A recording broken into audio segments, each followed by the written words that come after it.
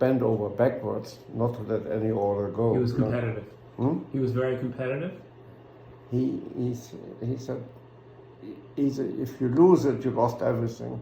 If you get 50% of the order, at least you got something to. Or he was a firm believer of meeting the competition head on, you know. Did he ever go with you on sales calls? Did he ever come with you to client meetings? Did he ever go out on sales calls with you? Did you ever take Jacobson with you to meet the... Oh, sure, but he went on his own calls. He had a couple of big accounts.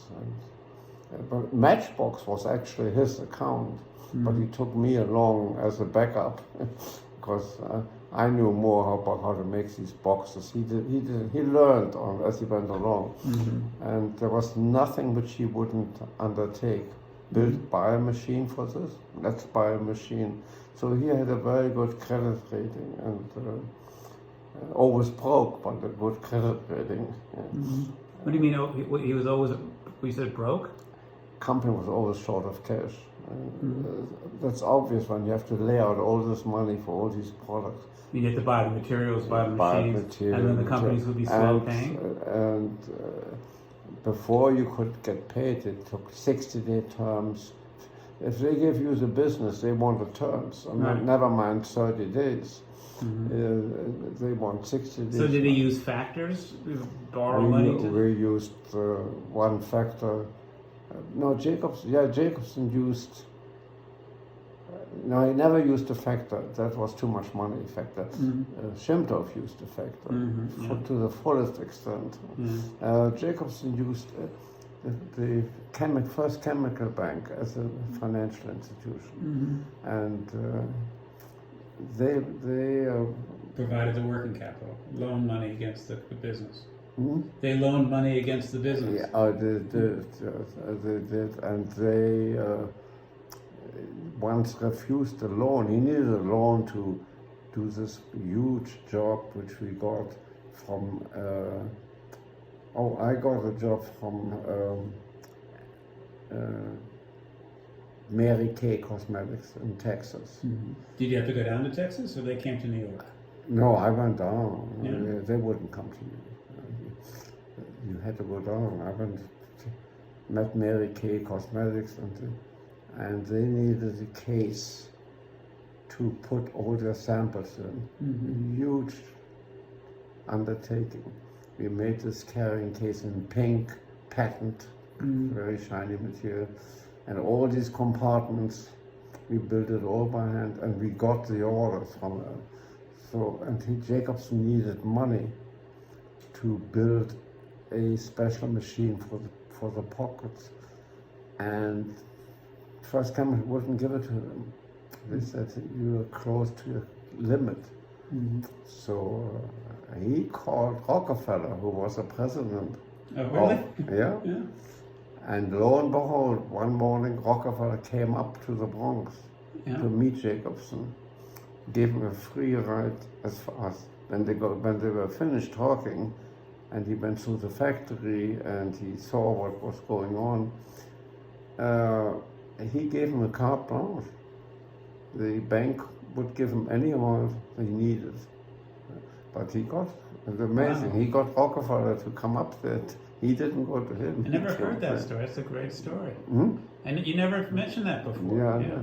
That was a big event when they came up in their limousine. So that gave him a financial backing which nobody could take away from him. You know? And he was a very, very straightforward financial guy. In other words, the accounts were never screwed up. They were always, his controller had to do exactly what Jacobson wanted. Was that Walter? Walter Haberman, yes. You remember?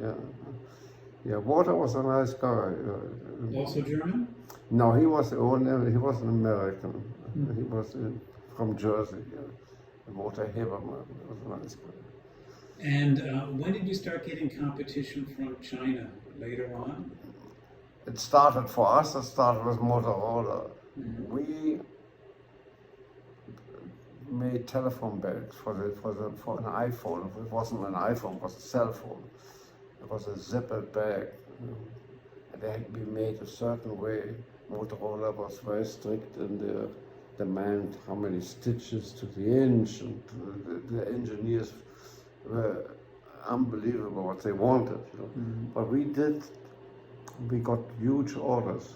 But then Motorola realized that there is another market, the Chinese market. And they went to China and they found a factory and they gave them a sample order. And the Chinese did anything, you know. And the Chinese got the next big order from them and we didn't. And then they came and told us they would give us some business. If you want to take over the import business, we can import their orders and make some here. We did, and it was no good. You lose a fortune. You cannot be working in one market and trying to equalize the dollars, and the difference is so big, you know, financial difference, that we lost a lot of money by trying to make the imports work, and they came in sometimes in terrible condition. In those days, the Chinese just slapped together with chewing gum, you know, it was terrible to work for. But they did, and our factory in India, by that time we had a place in Indiana and South Bend. And did he buy a company? Did Jacobson buy another? Yeah, well, we were not in the premium field. We were strict in the packaging field. And there was a company I knew, Peerless, and they were in the advertising specialty business, which is a completely different business. You work with jobbers, and you make 100 bags of this, you make 100 bags. You've got to have a whole slew of different products. For us, it was binders and ring binders and memo pads and you name it. We made it. And we knew this company, and they were in bad shape. And in South Bend, where were they? Where were they? In South Bend, Indiana? They were first in Manhattan, but then they moved, were taken over by a company in South Bend, Indiana. And we made some of their stuff. And I remember to this day I had lunch with Jacobson, and I said, that's the way to go. That's where we can combine packaging and premiums. You cannot sell packaging through a advertising specialty company. Right. They didn't know what it was all about either. You know. So I said, buy that company and let's see if we can work into the premium field. So, and we did. So he called David Rockefeller, borrowed the money to buy the company? No, he made some kind of a deal with that. It was a nice factory. I went down there so often because when he bought that company, he said, here it is, he said, it's up to you, make it work. You know, we had some nice people from that company come to us. And is that when you started to design catalogs of all the advertising specialties? We made catalogs. I made all the catalogs, did all the copywriting for it, and went to the photography. I became less of a salesman all of a sudden, more of an administrator. You know, to put that company on the market, you needed to go to all their shows, and it's a different market, different buyers. It's not a Did you have to hire reps? We hired reps. Some were good, some were not good, but they made strictly commission. But some of the reps, they covered the whole country. You know, we had a rep everywhere. There were most of them not that straightforward. They screwed you one way or another.